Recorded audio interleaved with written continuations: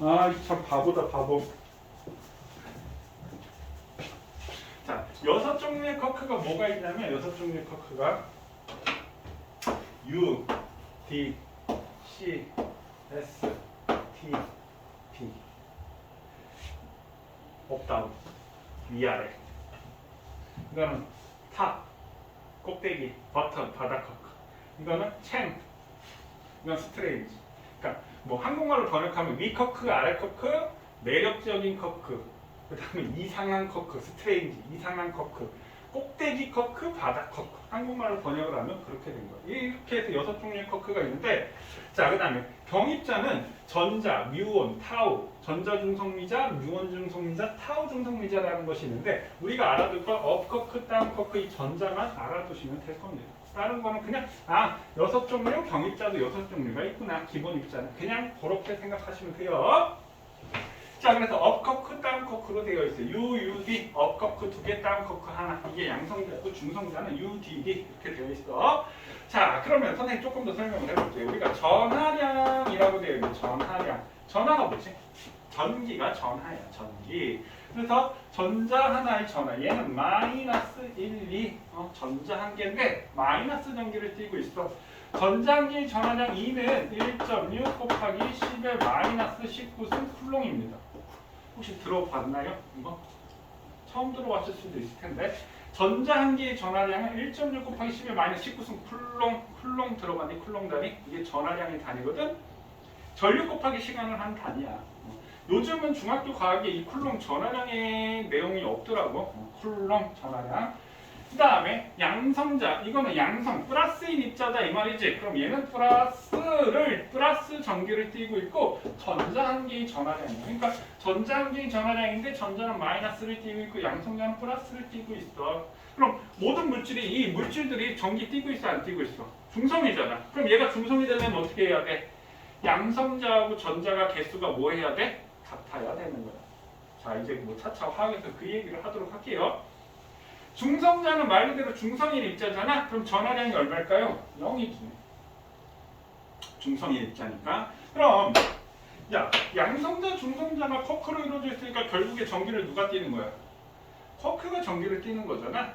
맞나요? 그럼 봐. 계산해보면 플러스 1이 되기 위해서는 업 커크 2개하고 다운 커크 하나가 만나서 1을 되는 거야. 그 다음에 업 커크 하나하고 다운 커크 2개하고 만나서 0이 되네. 그럼 이걸 연립으로 풀잖아? 이거 연립으로 풀면 2U 플러스 D, U 플러스 2D 1 이렇게 연립으로 풀면 이게 U 업커크가 플러스 3분의 2 그러니까 전자의 전하량의 3분의 2의 플러스를 띄고 있고 그럼 이게 플러스 3분의 2 연립방정을 풀면 이렇게 계산이 나와. 다운 커크는 마이너스 3분의 1, 2 그럼 요게 플러스 3분의 2, 마이너스 3분의 1, 2, 마이너스 3분의 1, 2가 되니까 플러스 3분의 2, 마이너스 3분의 2가 되니까 합이 얼마가 되겠죠? 0이 되겠지. 그래서 결국에 쿼크가 전기를 띠는 거다. 쿼크가 전기를 띠는 거다. 자, 그 다음에 선생님 여기다 하나 더 상대적 질량. 상대적 질량. 자, 지금 선생님 이렇게 하는 순간 전자 니네 평생 새도 못 셀 숫자만큼 전자가 우르르 떨어졌다 붙는 거 보이시나요? 여기 지금 전자 돌아다니는 거 보이시나요? 보이면 병원 가봐야 돼. 그 말도 안 돼. 너무 작아서 안 보이는 거야. 여기에 니네가 평생 새도 못 셀 숫자가 전자들이 막 돌아다니고 있어. 파리처럼. 근데 왜 안 보여? 작으니까. 이게 원자가 수십억 개가 모여 있어야지만 겨우 보인다고요. 그만큼 가볍고 작단 말이야. 그럼 선생님이 얘기하고 싶은 건 상대적 질량이 전자의 상대적 질량. 1이라고 치자고. 그럼 이 전자는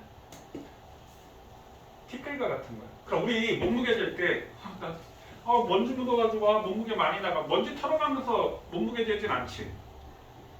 맞니? 그러니까 이 원자에서 전자는 그 티끌과 같아. 먼지, 내 몸에 묻은 먼지같이 가벼운 얘기라는 얘기. 자, 얘가 전자의 상대적 질량을 1이라고 하면 양성자는 1837. 그럼 중성자는 1839. 그럼 1837, 1839 외우는 거 아닙니다. 그냥 한 대충 2000배라고 생각하면 돼. 엄청 차이가 나는구나. 선생님 생각보다 차이가 많이 안 나는데요? 아니 우리 주기표 배워봤을 텐데 하나의 질량 비교인데 원자번호가 커지면 양성자 수가 점점 늘어나요. 그럼 따지고 보면 우리 몸의 티끌과 같은 질량밖에 안 된다. 그럼 니네가 기억을 해야 될 건 뭘 기억해야 되냐면 1837, 1839 얘네들이 거의 질량이 비슷하긴 한데 중성자가 조금 더 무겁네.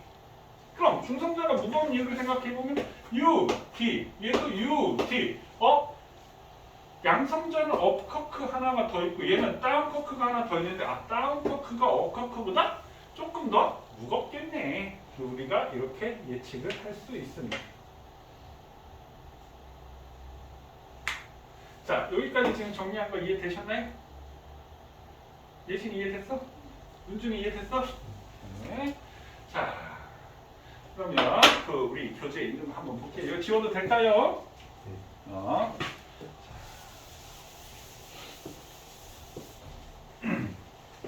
한번 볼게요. 자, 그러니까 여기 이제 빨간 공 양성자지. 이 양성자, 요거는 하얀 공 중성자지. 이 양성자가 커크 3개가 모여야지 하나의 양성자가 된다는 얘기야. 자, 그럼 원자는 원자핵과 전자로 이루어져 있다. 그래서 정기적으로 중성이야. 그래서 아까 선생님이 전자수와 양성자수가 같을 수밖에 없어. 이렇게 얘기했고, 원자핵은 양성자와 중성자로 이루어진 입자고 플러스 전하를 띈다. 원자핵은 플러스 전하를 띈다. 왜? 양성자 때문에. 양성자 때문에 플러스 전하를 띈다. 자, 양성자가 3개의 커크로 되어 있다. 뭐?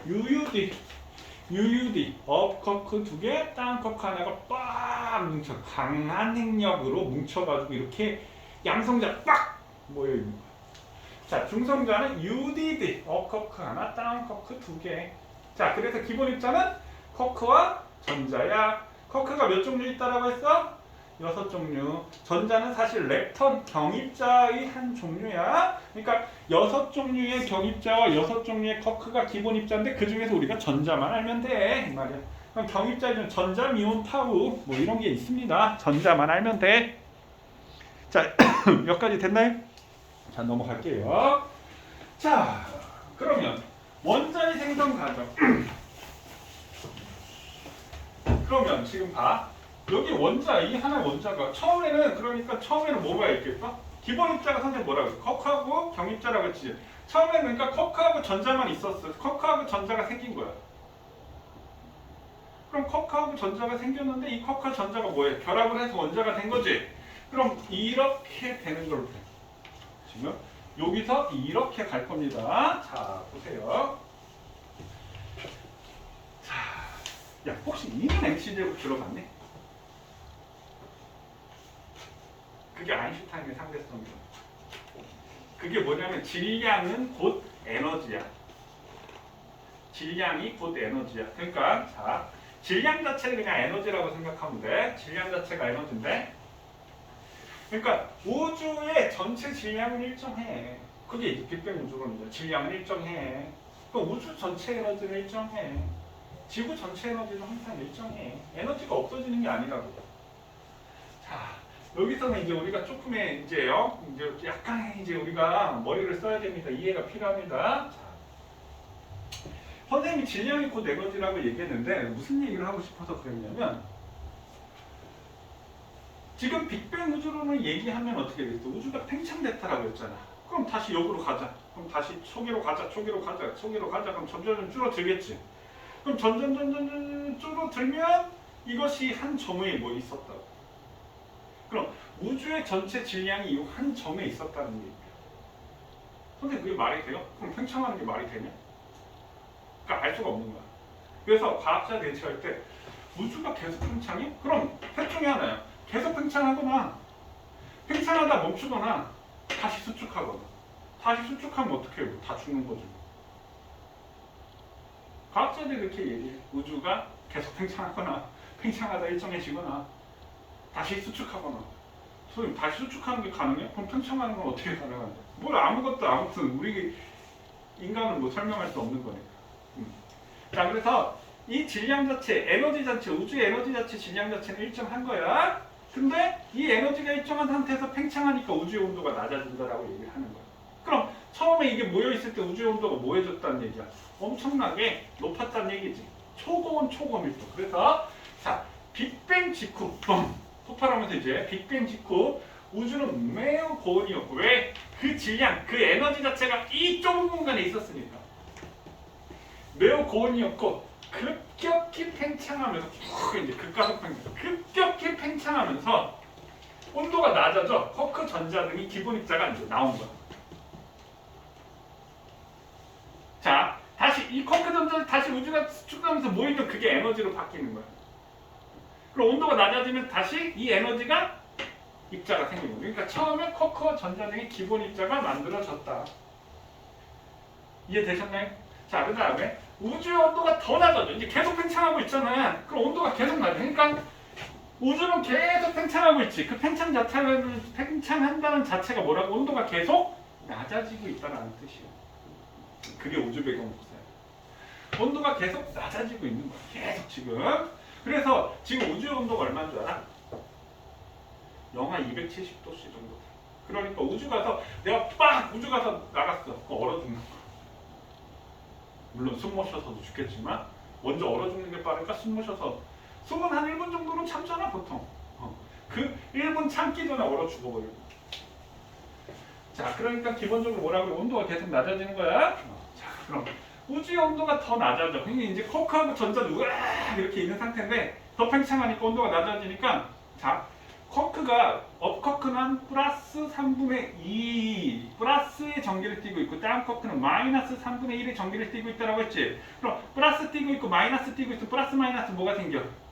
인력이 생길 거 아니야. 그럼 이 업쿼크 하나 다운 쿼크 두 개가 결합을 해서 양성자. 그 다음에 업쿼크 하나 다운 쿼크 두 개가 결합해서 중성자. 그러니까 쿼크가 있었는데 이 세 개씩 묶여가지고 양성자 중성자가 됐다고요. 이해되시나요? 됐어요?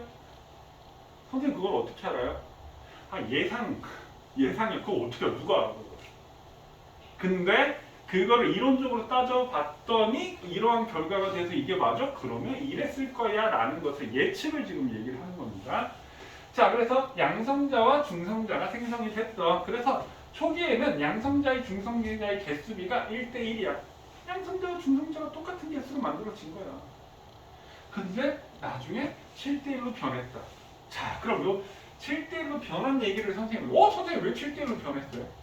자, 이 7대1로 변한 얘기들을 선생님이 얘기를 해줄게요. 잘 봐. 자, 선생님이 아까 양성자하고 중성자가 있는데 상대적 질량이 양성자는 1837이고 중성자는 1839라고 얘기를 했어. 그래서 중성자가 조금 더 무거워 정도는 이 기억하라고 했는데 자 봐. 그럼 여기에 양성자, 그 다음 여기에 중성자, 양성자, 중성자. 그럼 얘네들이 이제 쿼크가 결합한 상태였는데 초기에는 개수가 1대1이야. 양성자 개수가 1대1이었어. 근데 일단 기본적인 전제가 우주가 계속 뭐라고 있다고요? 팽창하고 있어요. 자, 일단 기본적인 전제가 우주가 팽창하고 있고, 그럼 팽창한다면 온도가 계속 뭐해진다고? 낮아지는 거야. 그러면 이때 초기에는 온도가 높기 때문에 양성자가 중성자로도 변하고 중성자가 양성자로도 변해. 근데 자, 질량은 누가 더 크다고요? 질량은 누가 더 커? 얘가 질량이 더 커. 맞니? 선생님 질량 자체를 뭐라고 생각하라고 했어? 에너지라고 생각하라고 했지. 그럼 얘의 에너지가 더 큰 거야. 그럼 양성자에서 중성자로 바뀌려면 주변에 있는 에너지를 뭐 해야 돼? 흡수를 해야 되는 거야. 에너지가 더 커져야 되니까. 이해되시나요?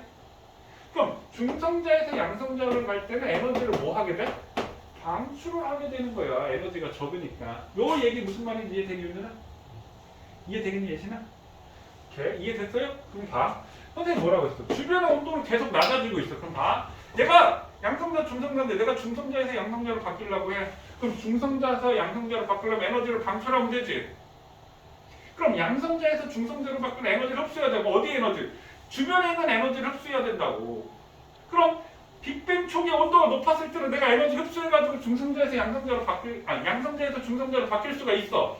근데 계속 온도가 낮아지면 어떻게? 흡수할 에너지가 점점 줄겠지. 열은 고온에서 저온으로 가니까. 그러니까 이거는 잘 안 일어나고 이것만 이제 일어나는 거야. 그럼 1대1이었는데 나중에 이제 7대1이 됐다는 게 이 이유가 돼. 윤준아 무슨 말인지 이해되겠니? 7대1이 된 거. 그러니까 얘 질량이 커, 에너지가 커. 그럼 에너지가 크면 에너지를 흡수해야 돼. 양성자에서 중성자로 할 때 에너지를 흡수해야 되고 중성자에서 양성자로 할 때는 에너지를 방출해야 되는데 우주의 온도가 점점 낮아지니까 흡수를 하기 어렵다고. 방출하기는 쉽잖아. 고온에서 저온으로 가니까. 그러니까 중성자에서 양성자로 바뀌는 애들이 더 많아진다. 그러니까 7대1이 되었다라는 얘기야. 이해되셨나요? 자, 아이고, 나도 본 적도 없는 얘기를 하려고 하니까 아이고 힘들구만. 자, 그 다음에 그러니까 요 기본적인 자체가 온도가 점점 팽창하고 온도가 낮아진다는 얘기야. 자, 그럼 양성자는 수소 원자 핵이고 우주의 온도는 10억 켈빈으로 낮아지면서 10억 켈빈. 켈빈이라는 단위 아시나요? 켈빈이라는 단위 들어보셨나요? 우리는 온도, 야, 내일 영하 10도씨라, 춥네. 몇 도씨 하면 알지. 그럼 선생님 온도 얘기 잠깐 할게요. 이거 지워도 될까요? 이거 지워도 될까요? 오케이. 자, 그러면 우리 온도 얘기를 선생님 잠깐. 우리가 지금 쓰고 있는 게 섭씨 온도야. 섭씨 온도. 온도가 영어로 뭐지? 템퍼러처 맞네? 그래서 우리가 스몰 T라고 얘기를 해. 그럼 섭씨 온도의 기준은 물이 몇 도씨에서 얼어? 0도씨. 물이 몇 도씨에서 끓어? 100도씨. 이게 기준이에요. 물을 주고, 야, 물 얼 때 0이야? 0. 물 팔팔 끓여 가열해서 끓을 때 100이야. 그냥 약속한 거야. 0도씨에서 열고 100도씨에서 끓어. 그냥 약속한 거야. 섭씨 온도. 자, 그럼 절대 온도라고 하는 것이 있는데 절대 온도. 이거 과학에서 쓰는 거야. 그러니까 얘는 단위가 도씨지, 도씨. 자, 절대 온도는 우리가 라지티라고 얘기를 하고 얘 단위는 켈빈이야, 켈빈. 켈빈. 그럼 얘는 기준이 뭐냐면 물의 어는 점을 273 켈빈이야. 물의 끄는 점을 373 켈빈이야. 그럼 얘를 100등분 했듯이 얘도 마찬가지 100등분 한 거야. 이건 과학에서 쓰는, 학문에서 쓰는 온도야. 그래서 자, 0이 273이 되니까 라지 T는 스몰 T 플러스 273 한 것이 우리가 켈빈이 되는 거야. 그럼 예를 들어서 섭씨 27도씨는 몇 켈빈이니? 그럼 여기다 27 더하기 273 하니까 몇 켈빈이 돼? 300 켈빈 이렇게 되는 거야. 그럼 10억 켈빈이라고 해서 그냥 10억 도씨 대충 이렇게 돼. 10억? 여기 뭐야? 사실은 273 빼주면 되겠지? 섭씨 온도 계산하려면? 오케이? 대충 10억 도씨 네, 생각하면 됩니다. 자, 10억 켈빈으로 낮아지면서 양성자와 중성자가 결합하기 시작하는 거야. 그러니까 온도가 이제 계속 낮아지니까 양성자와 중성자가 지금 커크가 결합해서 만들어졌잖아. 이제 그 양성자와 중성자가 결합을 하는 거야. 그럼 이게 원자 핵이 되는 거야. 그래서 원자 핵이 생성이 되었다. 그럼 계속 온도가 낮아지면서 그럼 원자 핵이 있잖아? 원자 핵이 있잖아? 그럼 원자 핵은 양성자가 있으니까 얘 플러스를 띄고 있을 거 아니야. 그럼 주변에 놀고 있는 전자들이 있겠지. 이 전자가 이제 핵으로 결합을 하는 거야. 핵으로. 그럼 얘가 수소 원자가 되고 헬륨 원자가 되었다. 그러면 자, 막 이게 우주라고 쳐봐. 이 우주에 쿼크하고 기본 입자들이 쫙 생겼어. 그러더니 쿼크가 결합을 해서 쿼크가 막 흩어져서 쿼크가 결합해서 양성자, 중성자. 그 양성자, 중성자가 또 결합을 했어. 그래서 원자핵이 되고 이 원자핵에 전자가 결합을 했어. 그럼 얘가 어때? 가득 물질들이 탁탁탁탁 있으니까 뭔가 정리가 되잖아. 그럼 그때 이제 빛이 있는데 빈 공간이 생긴 거야. 그럼 이 빛이 빠져나왔어. 38만 년 후부터. 그 빠져나온 물질을 우주의 연목사라고 얘기해요. 자, 그럼 다시 선생님 쉽게 얘기하면 원래 공간이 있었는데 여기에 쿼크하고 전자가 있어. 꽉 차 있어. 꽉 차서 빛도 빠져나가지 못할 만큼 꽉 차 있는 거야. 근데 쿼크끼리 결합을 해. 왜 결합을 해? 온도가 낮아지게. 그래서 쿼크 결합을 해가지고 양성자, 중성자가 만들어졌어. 그럼 우주가 더 팽창하면서 온도가 낮으니까 쿼크가 결합해서 원자 핵이 만들어져. 그럼 원자핵이 만들어지면 여기에 이제 원자핵 플러스를 띄고 있으니까 전자가 결합하기 시작하는 거야. 그럼 원자가 되는 거야. 수소 원자, 헬륨 원자. 그럼 그때 38만 년이 지나면 그때 이제 빛이 빠져나와서 그걸 우주 배경 복사라고 얘기를 합니다. 자, 그럼 이 얘기들을 또 차차 한번 해볼게요. 자, 원자핵. 아이고 어지러워라.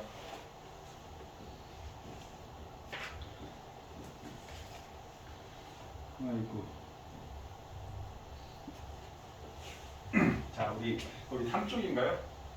3쪽에 보면 왼쪽에 보면 수소의 동위 원소 해가지고 거기 여기 보이나요? 여기 보이지? 똑같은 그림 여기 옆에.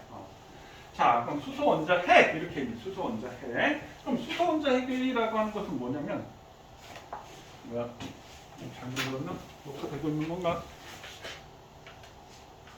자, 수소 원자핵이라고 하는 것은 뭐냐면 그냥 수소 원자핵 이거 양성자 하나예요.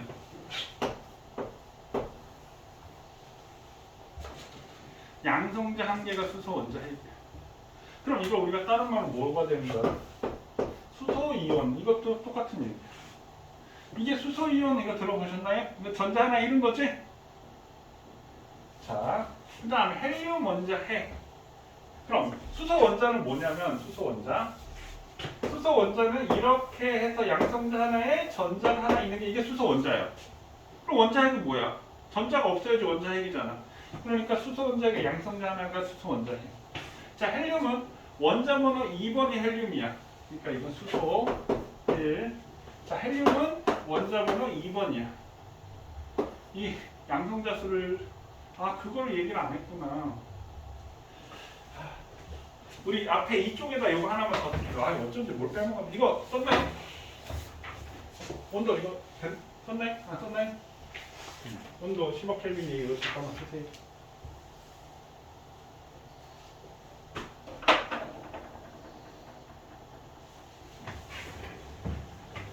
아이고야.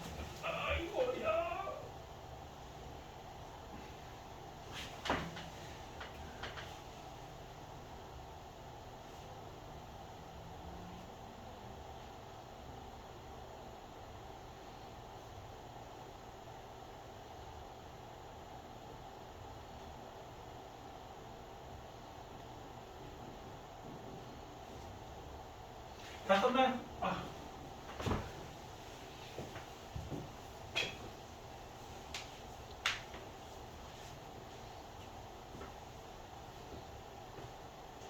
켈빈 300 켈빈.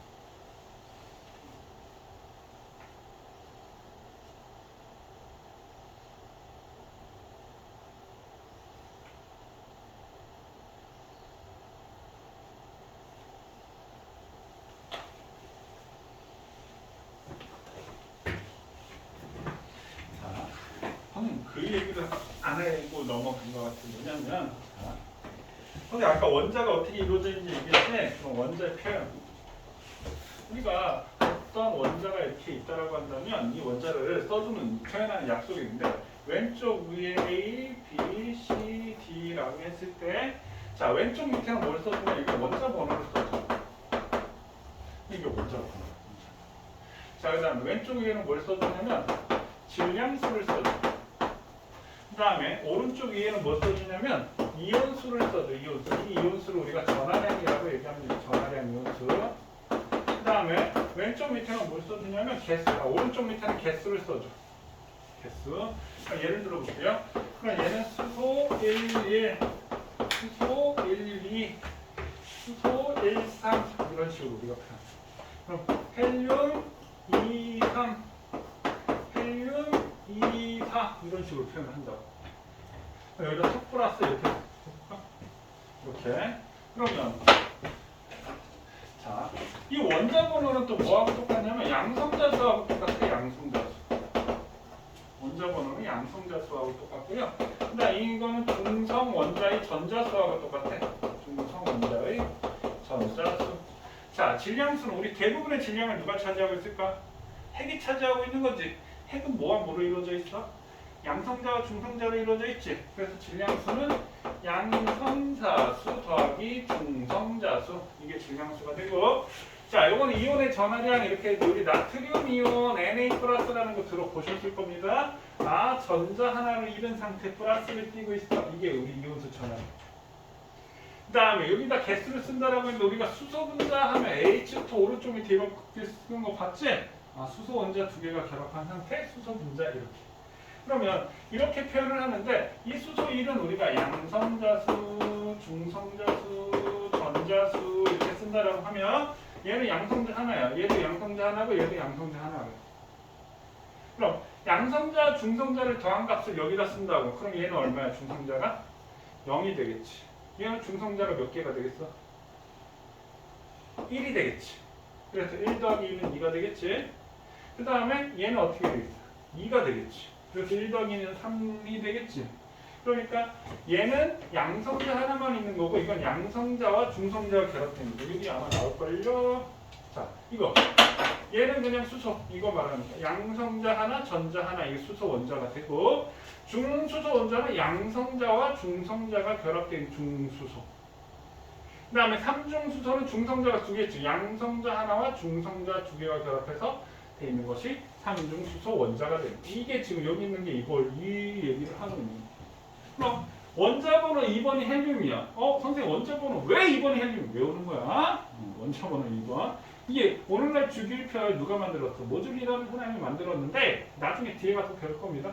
이 주기율표를 원자번호 순서대로 나타내는 거예요. 2번이 헬륨이야. 그래서 헬륨은 양성자 2개, 여기도 양성자 2개, 여기는 중성자 1개, 여기는 중성자 2개 결합한 거. 헬륨 없나? 그래서 이게 헬륨 원자 핵이야. 양성자 2개, 중성자 2개.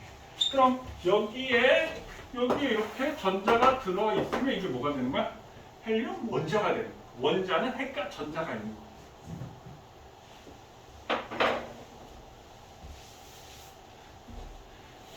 거야. 이해되셨나요? 자, 이것도 정리.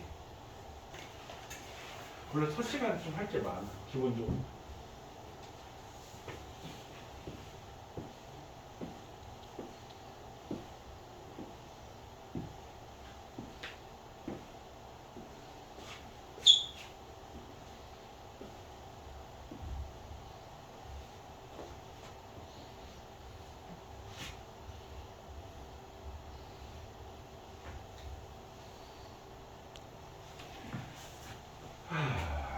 그러니까 이제 원자 핵이 만들어지고 더 우주가 팽창한 온도가 낮아지니까 이 원자핵이 플러스를 띄고 있잖아. 이 플러스를 띄고 있는 전자가 이제 결합을 하기 시작하는 거죠.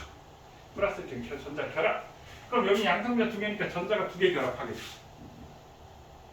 그럼 이 막 흩어져 있는 전자들이 결합을 하기 시작하니까 어떻게 돼? 이건 수소, 중소, 삼중수소를 얘기를 하는 거고요. 그러니까 이제 이 물질들이 이제 정리가 되기 시작하는 거야. 쿼크하고 전자만 있었는데 쿼크가 결합을 해서 양성자, 중성자가 만들어지고 양성자, 중성자가 결합을 해서 핵이 만들어지면서 핵에 전자가 달라붙게 되니까 이제 이제 정리가 된 거야. 막 복잡하게 있던 것들이 정리가 된 거야. 그랬더니 이제 빛이 숑 하고 빠져나올 수 있게 된 거야. 어차피 꽉 모여있으면 빛이 있을 거야. 에너지 상태로 빛이 있었으면 빛이 빠져나오게 된 거야. 그게 언제냐면 38만 년 후. 빅뱅 직후 38만 년이 지났을 때. 선생님 왜 합치기는 38만 년이에요? 과학자들이 역으로 연산해서 계산을 해보니까 38만 년이 지났으면 이때가 수소 원자가 헬륨 원자가 만들어질 거예요. 선생님 그럼 여기 주기율표상에 보면 약 110여 종의 원소가 있는데 1번이 수소고 2번이 헬륨이야. 그럼 나머지는 어떻게 될까요? 이제 그 얘기들을 또 할 거야. 그러니까 빅뱅 초기에 그러니까 초기에 우주가 탄생하면서 만들어진 건 수소하고 헬륨밖에 없었어. 그럼 선생님이 조금 낭만적인 얘기를 해볼게요. 그럼 나머지 원소는 어떻게 만들어지는가요? 밤하늘의 저 별이 원소를 만드는 공장이에요. 저기서 핵융합 반응이라는 것을 하면서 계속 무거운 원소를 계속 만들어내는 거예요. 원소를 계속 만들어내는 거예요. 그럼 내 몸에 있는 칼슘 원소는 어느 별에서 만들어졌을까? 이쪽에 있는 칼슘 원소, 마그네슘 원소, 철원소는 어느 별에서 모른단 말이에요. 이것들이 별들이 끊임없이 핵융합을 하면서 이제 별들이 또 일생을 거쳐서 죽으면 이 원소가 흩어지고 또 모였다가 흩어지고 계속 이러면서 지구에서 지금 생명체가 생깁니다. 어마어마한 일인 거예요, 사실. 자, 지금 여기까지 대략 이해는 되시나요? 자, 일단 기본적으로 우주는 팽창해. 그럼 온도가 낮아져. 자, 그럼 이제 계속 가볼게요. 자, 빅뱅 핵 합성 이렇게. 자, 지금 선생님이 얘기한 과정들이야. 헬륨 원자 핵이 어떻게 만들어졌느냐 이거. 이거 학교 시험 문제 굉장히 잘 나옵니다. 우리 교재 있지? 그거 몇 쪽에 있나요? 3쪽에 있지? 이거 시험 문제 굉장히 잘 나옵니다. 요런 거 이제 비워놓고, 요런 거 비워놓고, 요게 뭐니? 이런 거 물어본단 말이야. 시험 문제는 흑백이니까 칼라 아니지? 잘 봐. 자, 그럼 여기가 중성자하고 양성자 여기 색깔이 있으니까 그럼 황 결합을 했어. 그럼 이걸 중수소 원자 핵이라고 합니다. 이거는 양성자, 중성자, 중수소. 그러니까 무거운 수소라는 뜻이야. 질량수가 2배가 된 무거운 수소. 자, 그 다음 여기 중수소 원자핵이 있고 여기도 중수소 원자핵 팡 결합을 했어. 그랬더니 양성자가 팡 하고 떨어져 나갔어. 그럼 요게 떨어져 나갔으니까 중성자 2개, 양성자 하나가 되겠지. 그럼 얘는 삼중수소 원자핵이 됩니다. 삼중수소 원자핵. 그럼 이 중수소 원자핵과 삼중수소 원자핵이 또 팡 결합을 했어. 그랬더니 중성자가 하나 통 떨어져 나왔어. 그러면 헬륨 원자 핵이 만들어집니다. 양성자 2개, 중성자 2개, 중성자 하나 떨어지고. 그래서 이런 거 이렇게 비워놓고 얘가 뭐겠니? 이런 거 물어봅니다. 이거 이해되셨나요? 그럼 여기에 자 이거 양성자의 전자 하나가 들어가고 여기 헬륨 원자에게 전자가 2개 들어가면 그게 뭐가 돼? 수소 원자와 헬륨 원자가 만들어졌다 이 얘기예요. 자 그럼 지금까지 설명한 이 그림으로 얘기하면 빅뱅 극가속 팽창 그럼 쿼크하고 전자가 만들어졌어. 그럼 팽창하게 되니까 온도가 계속 낮아져. 온도가 계속 낮아지니까 쿼크하고 결합해서 양성자 중성자가 만들어졌어. 팽창하니까 또 온도가 계속 낮아져. 양성자와 중성자가 결합을 해서 헬륨 원자핵이 만들어져. 중수소 원자핵이 만들어지면 헬륨 원자핵이 만들어져.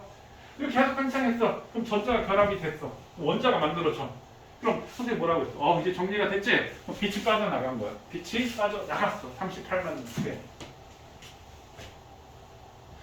그러면 이 전 우주를 우리가 불투명한 우주. 왜 빛이 안 빠져나왔습니까? 이제 빛이 빠져나오면서 빛이 이제 흩어져 가니까 이때를 투명한 우주라고 얘기합니다. 그러니까 요거는 빅뱅 38만 년 이전. 이거는 38만 년 이후가 되겠지. 원자가 만들어지면서 이제 정리가 되니까 빛이 빠져나온 거예요. 여기는 물질들이 꽉 차 있으니까 빛이 빠져나가지도 못하고 이 안에 꽉 이렇게 있는 불투명한 우주, 투명한 우주라고 얘기합니다. 되셨나요? 자, 그럼 그 빠져나온 빛이 어떻게 됐어요?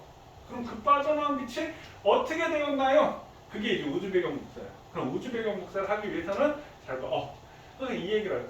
그럼 빅뱅은 38만 년 전에 그때 우주 온도가 약 3000켈빈이래. 이건 기억을 해야 돼. 그럼 약 3000도씨지? 그러니까 우주가 3000도씨야. 지금 선생님 몇 도라고 했어? 영하 270도씨 정도 된다고 했지? 지금 약 3켈빈. 영하 270도씨. 3000켈빈에서 3켈빈으로 그럼 계속 우주가 뭐 하니까? 팽창하니까 온도가 낮아지는 거지.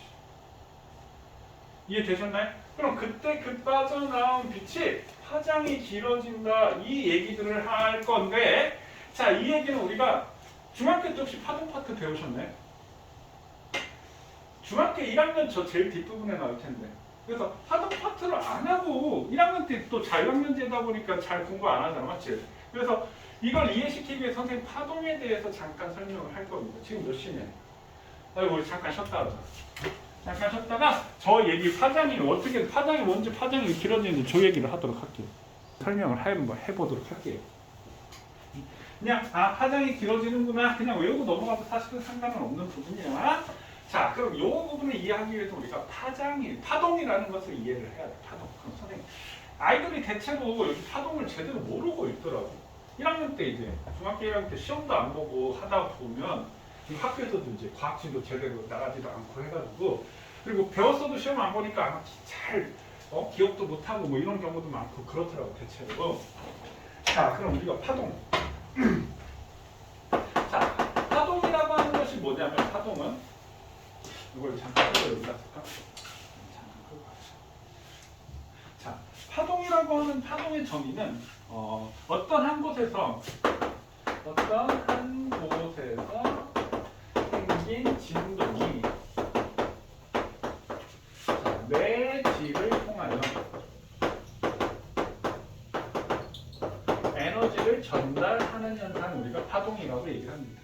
그러니까 어떤 한 곳에 생긴 진동이 매질을 통하는, 그래서 매질은 파동을 전달하는 물질을 매질이라고 얘기를 합니다. 자, 그럼 파동에서 보면 종파가 있고 풍파가 있어. 그래서 우리가 파동을 표현할 때 보면 이렇게 표현을 하잖아. 이렇게 표현을 하면 이거 제일 높은 것을 우리가 뭐라고 얘기하지? 마루라고 얘기해. 마루. 그다음에 제일 낮은 것을 뭐라고 하지? 골이라고 얘기를 한다고. 그럼 요거는 이제 위치 전이 이렇게 그래프가. 그럼 이 마루에서 마루까지의 거리를 뭐라고 하냐면 이걸 파동의 길이라고 해서 파장이라고 얘기해. 파동의 길이 파장. 그래서 파장을 이렇게 쓰고 이거 뭐라고 읽어주니? 람다라고 읽어준단 말이야. 파장 람다. 그 다음에 여기 진동하는 중심에서 마루 진동하는 중심에서 골까지 이걸 뭐라고 하냐면 진폭이라고 얘기를 합니다. 진폭이라고 얘기를 하고요. 그 다음에 주기하고 진동수라는 말이 있어. 주기라는 말이 있고 진동수라는 또 말이 있는데, 자, 주기라고 하는 말은 우리 주기라는 말 어디서 쓰지? 지구의 자전 주기, 지구의 공전 주기 이런 말 쓰지. 지구의 자전 주기가 얼마야? 하루 24시간이죠. 하루에 한 바퀴 돌잖아. 그래서 주기라는 말은 시간이야. 그래서 시간이 영어로 타임이지. 그래서 이걸 라지티. 아까 우리 절대 온도 할 때도 라지티 썼는데 주기 할 때도 기호로 라지티를 쓰고, 얘는 한 번 왕복 또는 반복하는데 걸리는 시간. 자, 진동수라는 말은 진동한 횟수야. 진동수는 진동한 횟수. 근데 시간이 오래되면 많이 진동할 거 아니야. 그래서 기준을 1초 동안에 얼만큼, 1초 동안 몇 번 왕복, 몇 번 반복하니 1초 동안의 진동 횟수를 진동수라고 얘기를 하고, 얘는 이게 뭐하고 똑같은 말이냐면 주파수하고 똑같은 말이야. 우리 라디오 주파수를 맞춰라 뭐 이런 얘기를 하잖아. 주파수. 그래서 이 주파수 진동수는 영어로 프리퀀시야. 그래서 진동수를 F라는 기호를 씁니다. F, 스몰 F 이렇게 진동수 주기. 그럼 주기하고 진동수의 관계를 보면요. 자, 주기하고 진동수의 관계. 자, 그럼 선생님 여기 파동 여기 진동을 한다라고 치면 땅땅땅땅 여기 한번 진동을 한 거야. 그럼 주기가 길어. 그럼 얘가 시간이 오래 걸렸다는 뜻이야. 그럼 주기가 짧아. 그럼 어떻게? 빨리 진동을 했다는 뜻이야. 주기가 길어. 그럼 주기하고 진동수는 무슨 관계야? 반비례 관계야. 주기하고 진동수. 그러니까 시간이 오래 걸리니까 진동을 조금 할 거 아니야. 시간이 오래 걸렸던 진동을 조금 하고. 반비례 관계. 반비례. 그래서 주기 T는 진동수 F분의 1이라는 관계가 있습니다. 주기 T는 진동수 F분의 1이라는 관계가 있고요. 자, 그럼 예를 한번 들어볼게요. 자, 예를 들면요. 2초에 10번 진동을 했어. 그럼 주기와 진동수를 구하세요. 자, 이렇게 주기 T와 진동수 F를 구하세요.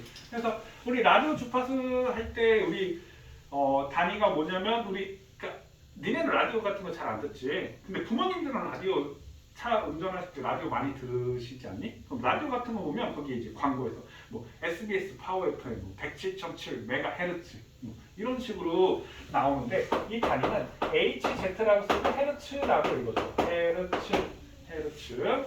그럼 자, 2초에 10번 진동하니까 진동수 1초에 몇 번 진동해? 5번 진동하는 거지. 그래서 5Hz. 그럼 주기는 얼마니? 얘는 주기 T는 5분의 1초가 돼서 0.2초가 주기가 되는 거야. 1초에 5번 진동하니까 한 번 진동하는 데 걸리는 시간은 0.2초가 된다는 얘기죠. 그럼 주기를 알면 진동수를 알고 진동수를 알면 주기를 알 수 있다라는 얘기야. 자, 여기까지 이해되셨나요? 자, 그 다음에 파동의 전파 속력. 자, 그럼 파동의 속력은 우리가 어떻게 보지? 시간분의 거리 들어봤지? 속력은 시간분의 거리가 속력이야. 자, 그럼 파동에서의 속력은 뭐가 돼? 위한 파동에서의 시간은 뭐가 돼? 주기가 되는 거지. 그래서 주기 t. 파동에서의 거리는 뭐가 돼? 이게 거리잖아. 마루에서 마루, 골에서 골까지 거리. 그래서 주기분의 파장, 주기분의 파장이 파동에서의 전파 속력이 되고, 근데 주기는 뭐라고 했어? 진동수분의 1이라고 했지. 그럼 여기다가 진동수분의 1을 진동수 F분의 1을 대입을 하잖아? 그럼 어떻게 돼? 여기는 진동수 F 곱하기 진파장. 이게 파동의 전파 속력. 그래서 V는 T분의 람다 F 람다. 이게 파동의 전파 속력이 된다 이 말이야. 자, 여기까지 되셨나요? 이게 이제 우리 파동의 약간 기본적인 개념들이거든. 자, 그러면 우리가 빛의 속력, 광속. 이 빛의 속력을 우리가 광속이라고 얘기해. 광속. 그래서 이 광속을 C라고 표현을 하거든. 광속 C, 빛의 속력 C. 자, 광속 C는 그럼 F 람다야. 이렇게 우리가 표현을 한다고. 광속 C는 F 람다야. 자, 그럼 여기서 C라는 말은 콘스탄트, 상수, 일정한 뭐 이런 뜻이거든. 그러니까 선생님 지금 얘기하고 싶은 건 모든 빛의 속력이 일정하다라는 얘기야. 자, 일단 여기까지 정리. 요거 하고 뒷부분 또 전자기파에 대해서 선생님 좀 얘기를 할게요. 자, 일단 여기까지 파동에 대한 내용 여기 좀 정리를 한번 해보세요. 자, 선생님 광속신을 F란다 이 얘기를 했는데, 자, 요거를 우리 하기 위해서 이제 우리가 전자기파라는 것을 알아요. 전자기파. 그러니까 두 글자로 줄이면 전파, 한 글자로 줄이면 빛이야. 빛, 전자기파. 근데 우리가 보통 빛을 얘기하면 가시광선을 얘기하기는 하는데, 자, 선생님 이제 전자기파라고. 전자기파. 전파. 빛. 이렇게 생각을 하셔도 됩니다. 전자기파. 그럼 전자기파는 뭐가 있냐면, 여기서 보면요. 우리 보통 선생님이 나타나는 게 뭐라고 했어? 가시광선을 나타낸다고 지금. 자, 여기다 선생님이 가시광선이라고 했어. 가시광선. 그럼 가시광선은 뭐가 있을까? 빨주노 접하는 거. 거꾸로 하면 도난파초 노주빨. 도난파초 노주빨. 이게 가시광선. 그럼 우리가 빨간색 바깥쪽을 뭐라고 얘기하지? 빨간색을 한자로 적색이라고 하니까 적색 바깥쪽이라고 해서 이걸 적외선이라고 해요. 적외선. 적외선. 자, 그럼 보라색을 자색이라고 해서 보라색 바깥쪽을 뭐라고 할까? 자외선이라고 얘기해요. 보라색 바깥쪽 여기를 자외선. 자외선. 그럼 자외선 바깥쪽을 뭐라고 하냐면 X선. X선 바깥쪽을 뭐라고 하냐면 감마선이라고 해요. 감마선. X선 X레이를 얘기하는 거야. 자, 그럼 적외선 바깥쪽을 우리가 뭐라고 얘기하냐면 마이크로파라고 얘기합니다. 마이크로파. 이건 레이더나 우리 그 전자레인지 있지? 전자레인지 쓰는 게 마이크로파가 되고요. 이 마이크로파 바깥쪽에 뭐가 되냐면 전파이온이에요. 전파. 이 전파는 우리 핸드폰 뭐 전파, 통신할 때 쓰는 전파, 그 다음에 뭐 TV, 라디오 그런 전파를 얘기해. 그래서 이 전파 안에도 뭐 극초단파, 뭐 장파, 단파, 초단파, 극초단파 해가지고 막 종류가 나눠져 있어. 사실. 그럼 선생님 이거 순서대로 외워야 되나? 순서대로 외워두는 게 좋습니다. 그럼 이 순서가 어떻게 나눠져 있냐면요. 자, 일단 감마선하고 X선은 어때? 위험해. 이건 방사선이야, 방사선. 그럼 방사선하면 어때? 위험하다. 왜 위험할까? 에너지가 크니까 위험한 거야. 그럼 일로 갈수록 에너지가 커. 위험한. 그럼 이쪽으로 갈수록 에너지가 뭐하다? 작아. 이쪽으로 갈수록 에너지가 작은 거야. 자, 봐. 한 가지. 야, 니네 선크림 바르지? 왜 발라? 자외선 차단하려고. 자외선 왜 차단해? 얼굴이 타니까. 얼굴이 타고. 자외선 또 피부암, 얼굴 타고 피부암 일으킨다. 자외선 차단하려고 한다고. 근데 가시광선 따위는 별로 신경 안 쓰지? 적외선이 뭔지 아시나요? 우리 몸에서 나온 게 적외선이지. 적외선이 열이 있으면 다 적외선 나오는 거야. 그 다음에 마이크로파. 선생님 마이크로파 위험한데요? 위험하지. 전자파라고 얘기를 하잖아. 전자파. 그래서 마이크로파는 우리가 전자레인지 딱 쓰고 나서 우리 뭐 편의점이나 아니면 집에서 전자레인지 쓰고 문 탁 열잖아? 그때 마이크로파 전파 제일 많이 받아. 그래서 될 수 있으면 열 때 이렇게 좀 피하고, 그러니까 이 출입구에서 좀 피하고 문을 여는 게 좋다고 얘기를 하더라고. 근데 얘네보다 안 위험해. 가시광선보다 덜 위험해 사실은. 그러니까 일로 갈수록 위험하지가 않은 거야. 위험하지 않으니까 우리 통신 쓰잖아. 와이파이 전파, 핸드폰 통신 전파 쓰는 거잖아. 근데 뭐 뉴스에서 뭐 이 전자파 때문에 이 전자파가 있어가지고 뭐 남성의 뭐 정자수가 감소하고 막 되게 위험한 거, 사실 이쪽으로 갈수록 더 위험한 거야. 그리고 이 전자파가 핸드폰을 전화를 걸 때하고 전화 올 때가 전자파가 제일 많이 발생한대. 왜? 전파 수신하고 송신하니까 전파가 빡 생기니까. 그래서 그럼 그래 따지면 핸드폰 계속 통화 오래 하면 그럼 뭐 암 생기겠는데 왜 암 생기겠는데? 덜 위험한, 일로 갈수록 위험한 거야. 자, 그럼 얘네들이 뭐에 따라서 나눠지냐면, 자, 선생님 광속시 얘네들의 속력시라고 얘기했는데, 자, 선생님 한 가지 질문을 할게. 자, 야, 적외선이 빠를까 전파가 빠를까? 어느 게 빠를 것 같아? 적외선이 전파보다? 적외선이 빠르다. 왜? 그냥 느낌이? 예신이는?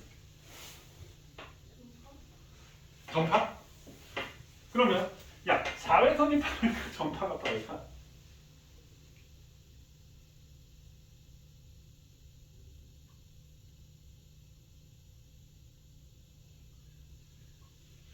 그러면 만약에 윤준이 놀리면 너 아까 적외선하고 전파 적외선이 빠르다라고 해서 그럼 자외선 적외선이면 그럼 얘 왼쪽에 있으니까 자외선이 더 빨라야 되겠네.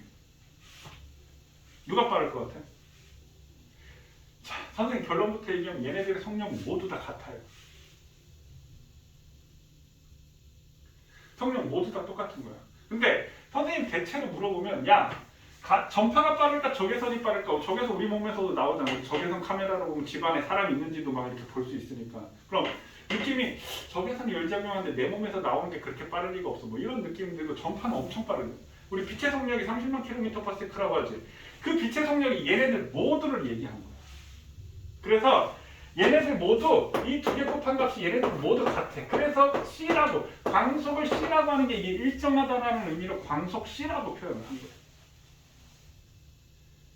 됐나요? 모두 속력이 같아요. 만약에 얘네들의 속력이 다르다고 치잖아? 그럼 보라색하고 빨간색이, 만약에 빨간색이 빠르다고 쳐. 그럼 어떻게 되냐면 내가 막 지나다니는데 우리가 물체를 보는 건 광원에서 반사된 빛을 보는 거잖아. 그럼 빨간 옷초 파란 거, 빨간 옷초 파란 거. 그럼 정신병 걸리지 않겠니? 막 다니는데 눈 떴는데 빨간 옷초 파란 거, 빨간 옷초 파란 거 이렇게 보인다면? 우리 불 딱 켜면 어때? 흰색으로 딱 보이잖아. 속력이 모두 다 같아서 그래. 자, 속력이 모두 다 같아. 근데 이쪽으로 갈수록 위험한 에너지가 커. 자, 그럼 진동수, F가 진동수라고 했지. 자, F가 진동수인데, 자, 이 에너지는 오로지 진동수 조건에 비례해. 무슨 얘기냐면 잘 봐. 또 진동해. 으아! 진동하고 있어. 와! 에너지 커 보이지? 진동해. 어느 게 에너지가 커 보이니? 첫 번째가 에너지가 커 보이지? 진동수가 많을수록 에너지가 큰 거야. 한마디 쉽게 얘기해서 지압을 많이 할수록 에너지가 큰 거야. 그래서 이 에너지는 진동수에 비례해. 근데 광속C는 F 람다니까 F는 어떻게 돼? 람다분의 C가 되겠지. 그럼 여기다 대입하면 H 람다분의 C가 돼서 얘는 일정한 값이란 말이야. 그래서 진동수하고는 비례하고 파장하고는 반비례한다라는 얘기야. 그럼 에너지는 지압을 많이 할수록 크니까 이쪽으로 갈수록 진동수가 크고 이쪽으로 갈수록 진동수가 작아. 그럼 이리로 갈수록 파장이 어때? 짧아. 왜? 두 개 곱한 값이 일정한데 진동수가 커지면 파장이 짧아질 수밖에 없는 거야. 그럼 이리로 갈수록 파장이 뭐다? 길다. 되셨나요? 선생님 그럼 이게 무슨 말이에요? 자, 잘 봐. 우리 난로를 켰다고 쳐봐. 그럼 난로에서 뭐가 나와? 열이 나온다면 적외선이 나와. 그럼 난로를 내가 엄청 뭐 난로를 만약에 우리가 나무를 넣는 난로라고 쳐, 화목 난로라고 쳐. 그럼 내가 나무를 막 넣었어. 그럼 난로가 엄청 뜨거워지지. 그럼 난로가 어떻게 돼? 생각 빨갛게 달아오르는 거예요. 그럼 온도가 높아지면 적외선에서 가시광선이 나오기 시작해. 그 온도가 더 높아지잖아? 그럼 자외선이 나오고, 더 높아지잖아? X선 감마선이 나오는 거예요. 그럼 선생님 태양에서 왜 다 안 나와요? 태양은 수천만 도시야. 표면 온도만 표면 온도가 천만 도시. 표면 온도만 엄청 온도가 높잖아. 핵융합을 통해서. 그러니까 얘네들이 모두 다 나오는 거야. 태양에서. 그러니까 이쪽으로 가서 에너지가 크다, 온도가 더 높아야지만 나올 수 있는 거다라는 얘기. 자, 그럼 자 다시 우리 빅뱅 우리 격과 내용으로 들어갑시다. 격과 내용으로 가면 그럼 얘가 빅뱅 직후 온도가 얼마라고 했어? 38만 켈빈이다. 38만 년 후 3000 켈빈. 38만 년 후 이 빛이 빠져나오면서 3000 켈빈이라고 얘기를 했었잖아. 약 3000도씨, 우주가 3000도씨였어. 근데 우주가 팽창하면서 온도가 어떻게 된다고요? 낮아졌지. 그럼 우주의 온도가 3000도씨였을 때 막 자외선, 가시광선, 적외선 막 이런 것들이 막 나오고 있었단 말이야. 근데 이때 빠져나온 빛이 우주가 점점 온도가 낮아지니까 쭉 하면서 에너지가 작은 전파 형태로 파장이 길어져서 전파 형태로 바뀌었다는 얘기예요. 그럼 우주 배경 복사라는 얘기는 우주 전 영역에 걸쳐서 이 전파가 감지되는 이게 우주 배경 복사예요. 그러니까 요즘은 그런 게 없는데 예전에 뭐 화면 지금도 새벽에 이제 그 정규 방송 같은 데 들어오면 화면 조정 시간입니다 하면서 삐징 뭐 이런 거 전파 감지되는 이런 소리 잡음 소리 이런 게 들리는데 우주 배경 복사라는 것은 우주 전 영역에 걸쳐서 찌 이런 전파 형태로 감지되는 이게 우주 배경 복사. 이게 빅뱅 후 빠져나온 빛이 우주가 팽창하면서 온도가 낮아지니까 쭉 파장이 길어져서 전파 형태로 감지되는 게 우주 배경 복사. 그러니까 이거를 이제 마이클슨과 윌슨 네, 다시 우리 격과 내용으로 들어와서 그러니까 그 부분을 이해하기 위해서 이런 배경 지식이 필요하다는 얘기야. 이런 배경 지식이 필요한 거고. 자, 그래서 이제 과학자들이 이제 실험을 했어. 어떤 실험을 했냐면요. 자, 이렇게 빅뱅은 38만 년이 지나면서 현재 우주 온도가 약 3켈빈 정도가 되면은 야 그러면 이게 전파 형태가 될 텐데 전파를 그럼 감지를 해야겠네? 그러니까 이제 우주망원경 보면 이렇게 해가지고 막 안테나처럼 이렇게 되는데 그게 우주에서 이렇게 오는 전파를 감지하는 거 우주망원경 자체가 지상에 있는 게. 그래서 빅뱅은 38만 년에 약 우주 온도가 3000켈빈이었는데 시간이 경과되면서 파장이 길어진다는 게 무슨 뜻이야? 온도가 낮아지니까 에너지가 적어져서 이때 빠져나온 빛이 전파 형태로 감지가 되더라고요. 자, 그게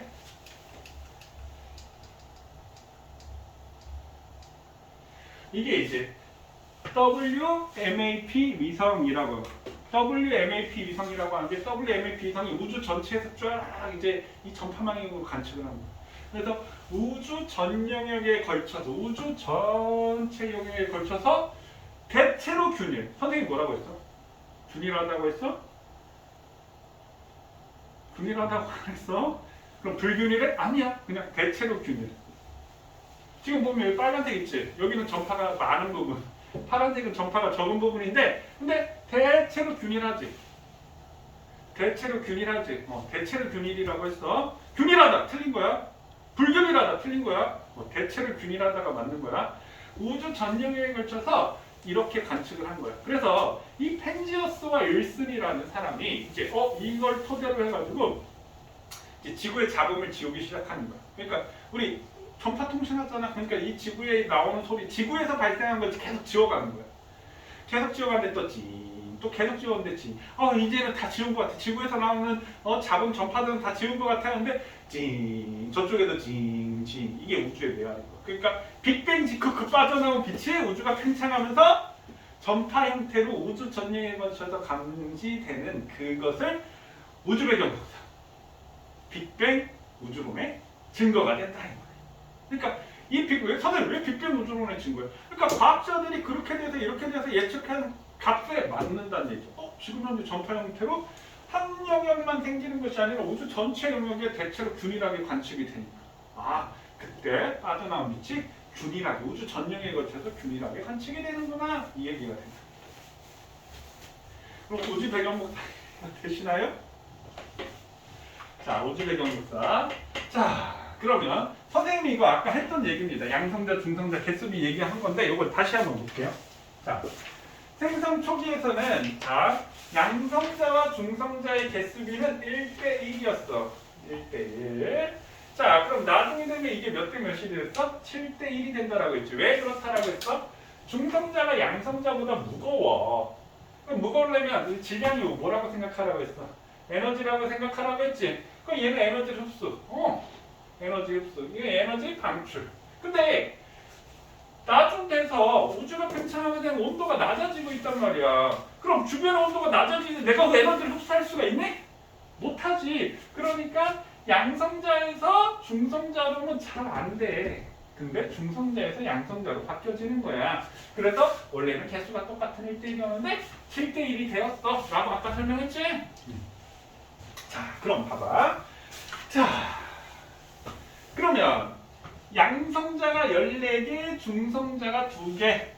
그러면 여기서 자, 양성자와 중성자의 개수가 7대1이 된 거야.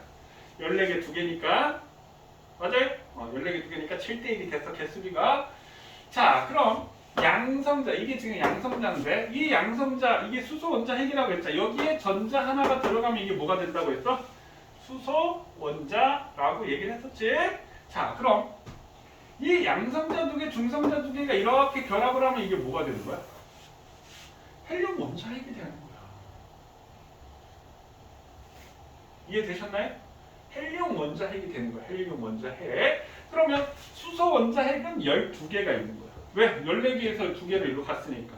그럼 수소 원자 핵과 수소 원자 핵과 헬륨 원자 핵의 개수비는 몇 대 몇이 되는 거야? 12대 1이 되는 거야. 뭐라고요? 개수비. 개수비는 12대 1이 되는 거야. 그럼 수소 원자와 헬륨 원자의 개수비는 몇 대면? 12대 1이 되는 거야.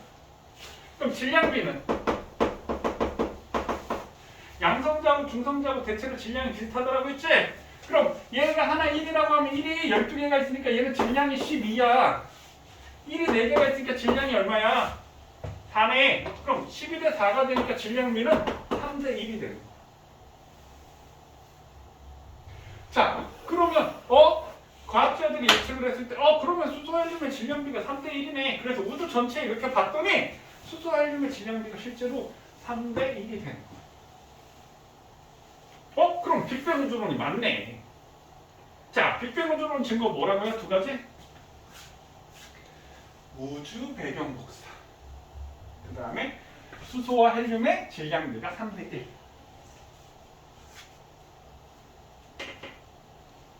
그래서 서술형으로 학교 시험 문제에 나올 수 있습니다.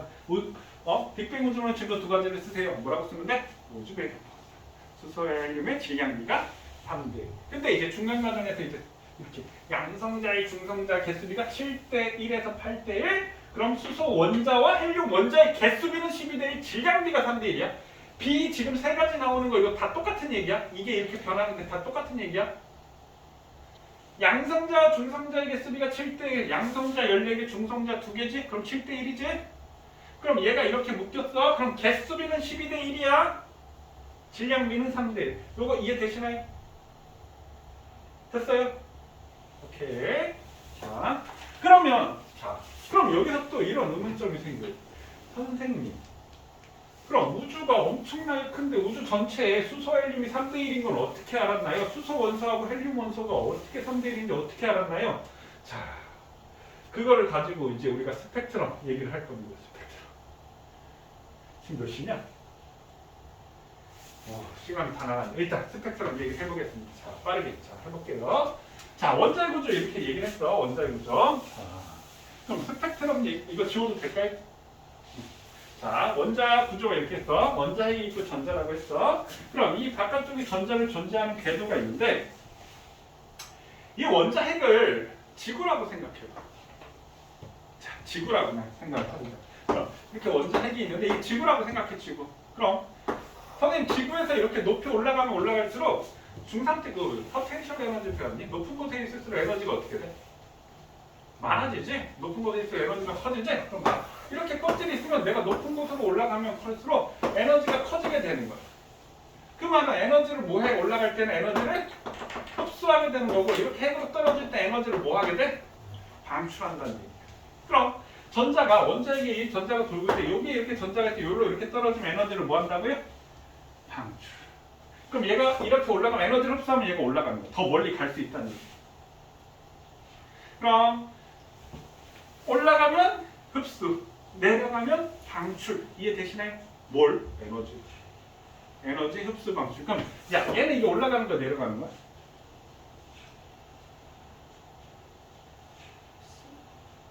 얘는 이게 올라가는 거야 내려가는 거야? 이거 올라가는 거야. 멀어지면 올라가는 거야. 그러니까 지구가 이거 지구라고 생각했는데 여기가 남극이 북극인데 남극에서 올라가면 이렇게 올라가. 이거 올라가는 거잖아. 그러니까 멀어지면 올라가는 거야. 그러니까 멀어지면 흡수, 가까워지면 방출이야. 가까워질수록 에너지가 작다는 얘기야. 흡수 방출 개념 이해 되셨나요? 자 그럼 자 방출 스펙트럼 내려오고 있네. 에너지 방출. 이것도 방출 스펙트럼. 그럼 스펙트럼이 이렇게 되는 거야. 자 스펙트럼에 대해서 얘기를 할게요. 우리 중학교 2학년 때인가 원소를 구별할 때 원소 불꽃 반응 색깔 한 거 혹시 기억나시나요? 거풀 고서에 넣고 뭐 나트륨 노란색이고 뭐 이런 거. 그럼 이 원소를 불꽃 반응시키는 불꽃 반응 색깔을 아는 거는 그래서 원소를 구별하기 위해서예요. 뭘 하기 위해서라고? 원소를 구별하기 위해서. 그래서 뭐 나트륨은 노란색, 구리는 청록색, 뭐 리튬, 스트론튬은 빨간색, 뭐 바륨은 황록색, 칼슘은 주황색, 칼륨은 보라색. 그러면서 원소의 색깔을 원소 불꽃 반응 색깔을 갖고 원소를 구별할 수 있다고요. 근데 이 불꽃 반응으로 구별할 수 있는 건 일부 금속 원소만 구별할 수 있는 거야. 그럼 모든 원소를 구별할 수 있는 건 스펙트럼 분석을 통해서 구별할 수 있는 거야. 왜냐하면 원소마다 원자핵이 있는 양성자 수가 다르고 전자 수가 다르단 말이야. 이 전자 배치가 다르단 말이야. 그래서 모든 원소를 구별할 수 있는 게 스펙트럼이야. 그럼 스펙트럼은 자 지금 저기 방출 자 스펙트럼이 선 스펙트럼이지. 자 스펙트럼은 크게 연속 스펙트럼이 있고 선 스펙트럼이 있는 거야. 그래서 우리 중학교 2학년 때 볼 때 선의 색깔, 선의 굵기, 선의 개수, 선의 뭐 위치 이것마다 원소마다 달라서 원소를 구별할 수 있어. 뭐 이런 식으로 배우는데 자 연속 스펙트럼은 뭐냐면요. 빨간 초 파남보 연속으로 나오고 이렇게 쫙 이렇게 있으면 연속 스펙트럼, 연속 스펙트럼. 선 스펙트럼 이렇게 선이 나타나는 게 선 스펙트럼이야. 그럼 이 선 스펙트럼도 여기서 흡수 스펙트럼이 있고 방출 스펙트럼이 있어. 자 흡수는 아까 어떨 때 흡수한다라고 했어? 올라가면 흡수한다라고 했지. 내려가면 뭐 한다라고 했어? 방출한다라고 했지. 그 차이야. 흡수 스펙트럼, 방출 스펙트럼. 자, 그러면 이 스펙트럼이 어떻게 해서 생기냐면 잘 보세요. 자, 여기에 이제 고온의 별이 있어. 이 온도가 완전 높은 핵융합을 하니까. 그럼 여기에서 쭉 우리 태양. 그러니까 연속 스펙트럼은 뭐냐면 쉽게 말해서 우리 프리즘 갖고 해봤지. 프리즘 갖고 햇빛에다 딱 하면 어때? 빨간 노초 파란 뭐쭉 색깔이 나타나잖아. 그게 연속 스펙트럼이라고. 모든 색깔이 다 있는 거지. 자, 근데 태양 별이 있는데 여기에 이제 저온의 기체가 있어. 그럼 이 저온의 기체가 이 에너지를 뭐 하겠어? 흡수하겠지. 그럼 흡수 스펙트럼이 되는 거야. 이해되시나요? 그럼 이 기체가 막 흡수하다 보면 얘가 온도가 점점 높아지면 얘가 에너지를 방출해. 그게 방출 스펙트럼. 그러니까 흡수 스펙트럼 에너지를 흡수해서 그러니까 모든 물질이 있다라는 얘기는 원자로 되어 있는데 원자가 이 원자 핵 주변에 전자가 있는데 전자가 에너지를 흡수해서 올라가. 그럼 흡수 스펙트럼이 나타나고 그럼 떨어지면 이게 무슨 스펙트럼? 방출 스펙트럼이 나타난다. 근데 모든 원소마다 그러니까 흡수 스펙트럼 색깔이 있는데 검은색 나타나는 흡수 스펙트럼 특정한 위치에 색깔이 나타나면 방출 스펙트럼 원소의 종류마다 이 선의 위치, 선의 색깔, 선의 굵기, 선의 개수가 다르다고요. 이거 봐봐 수소의 흡수 스펙트럼이나 연속 스펙트럼 선의 위치는 똑같지만 색깔만 반대가 되는 거고 탄소 봐봐 엄청 많지. 탄소는 원자번호 6번이니까 전자가 6개 있으니까 전자수가 점점 많아지니까 이것도 흡수되고 방출되는 전자가 많겠지. 수소는 한 개지만. 그래서 이렇게 많이 나타나는. 그러니까 모든 원소마다 이게 달라. 스펙트럼. 여기서 스펙트럼은 모든 원소를 구별할 수 있다. 아까 선생님 수소헬륨의 질량비가 우주 전용에 걸쳐서 질량비가 몇 대 몇이라고 했어? 3대 1이라고 했지. 그래서 이 스펙트럼 분석을 통해서 3대 1이라는 걸 알아냈다 이 말이야. 그래서 빅뱅 우주론이 맞다. 자, 그럼 처음부터. 자, 우주론이 있어. 우주론이 뭐가 있었다고요? 정적 우주론이 있었고 팽창 우주론이 있었어. 근데 결국에 이 정적 우주론 주는 아인슈타인이 내가 틀렸어 하고 인정해서 팽창 우주론이 맞아. 이 팽창 우주론 중에서도 뭐 정상 우주론이 있었고 빅뱅 우주론이 있었지. 정상 우주론은 뭐라고 했어? 연속 창조설이라고 했지. 우주가 팽창되면서 계속 어떤 물질들이 생겨나가지고 우주의 온도가 일정하다. 이게 틀렸다라고 했지. 정상 우주론. 자, 빅뱅 우주론이 맞아. 빅뱅 우주론 증거가 뭐라고요? 우주 배경 복사. 수소헬륨의 질량비가 3대. 지금 내용이 이거야.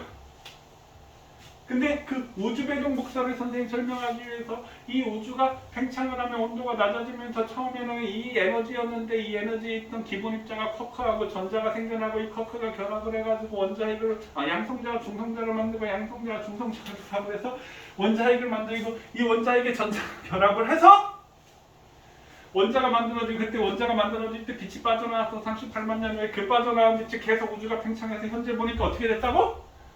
전파 형태로 됐어. 온도가 낮아지니까 그게 우주 배경 복사야.